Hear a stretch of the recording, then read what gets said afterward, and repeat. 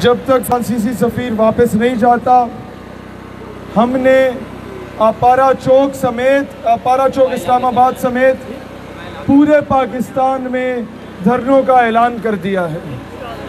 Number 2، ہمارا کوئی نوجوان اگر پولیس اسے ڈنڈا مارے، اس پہ شیل پھینکے، ہم بھی کوئی ایک مرتبہ بے ہوش ہو کے اٹھ کے آئے، ہمارے نوجوان نے اس کے جواب میں پولیس والے کے ماتھے پہ بوسہ دے کے اسے سینے سے لگانے۔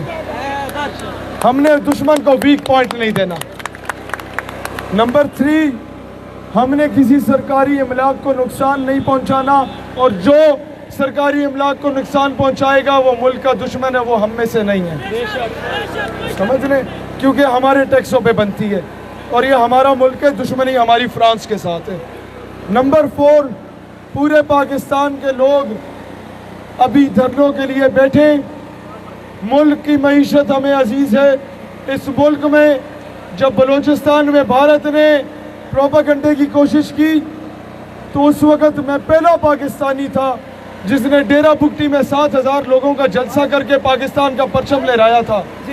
اس ملک میں جب آپ لوگوں نے خیبر پختونخوا میں انڈیا نے کوشش کی ہے بتانے کی کہ یہ ملک دشمن ہے، میں نے وہاں جلسے کر کے یہ ثابت کروایا کہ انہیں اختلاف حکومت سے ہے۔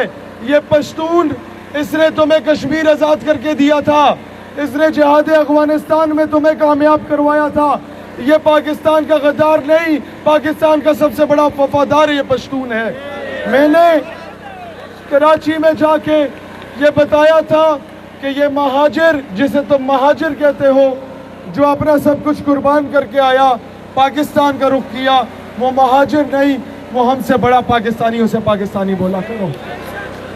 آج یہاں پر کوئی پشتون، پنجابی، بلوچ، سندھی، کشمیری والا سلسلہ ختم۔ ہم پہلے مسلمان ہیں، پھر ہم پاکستانی ہیں۔ ہم اس ملک کو حقیقی معنوں میں آزاد کروائیں گے، خود مختار کریں گے، تب یہاں سے اٹھ کے جائیں گے۔ اس ملک کے فیصلے پاکستان کے اندر ہوں گے، وائٹ ہاؤس میں نہیں ہوں گے انشاءاللہ تعالی۔